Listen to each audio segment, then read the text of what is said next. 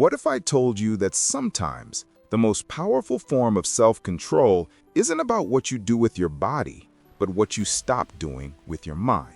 When you stop masturbating mentally, when you stop replaying fantasies, stop feeding yourself imaginary dopamine through thoughts, scrolling, or secret daydreams, something subtle but profound begins to happen inside you. It's not about guilt or purity, it's about energy, attention, presence. You start noticing how much of your inner world has been built around escaping yourself. Think about it. How often do we drift off into invisible pleasure loops? Just a thought, a memory, a scene we replay when we're bored, lonely, or anxious. It feels harmless, but every time we indulge that loop, we spend real mental energy on something that gives no lasting nourishment. It's like drinking salt water. You feel the rush, but you end up more thirsty than before. When you stop, at first, it feels strange. The silence of your mind feels almost too quiet. You might feel restless, even empty. That's because your brain has been trained to fill silence with stimulation. But slowly, that silence becomes something else. Alive, grounded, full. The same mind that once sought escape begins to rediscover reality.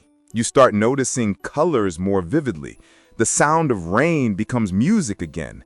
Eye contact feels deeper. There's a reason for this. Psychologically, fantasies are like shortcuts to dopamine. They teach the brain that pleasure is available, instantly, without effort, without connection, without reality. But when you stop feeding those illusions, your brain starts recalibrating. It starts seeking fulfillment from real experiences, creativity, learning, relationships, presence. You stop chasing ghosts and start tasting life again. And here's the paradox. You don't lose your sexuality, you rediscover it. It stops being a performance in your head and becomes something woven into your being.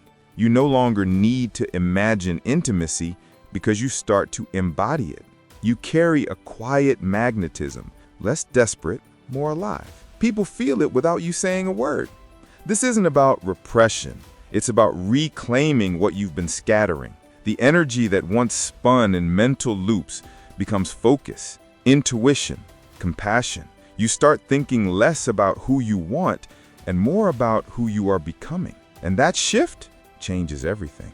So if you've ever wondered what happens when you stop masturbating mentally, it's not that you lose pleasure, it's that you finally meet it in its purest form, in presence, in gratitude, in the real texture of living. You stop seeking highs and start finding depth. And maybe that's the quiet miracle we've all been missing. Not to escape our minds, but to finally come home to them.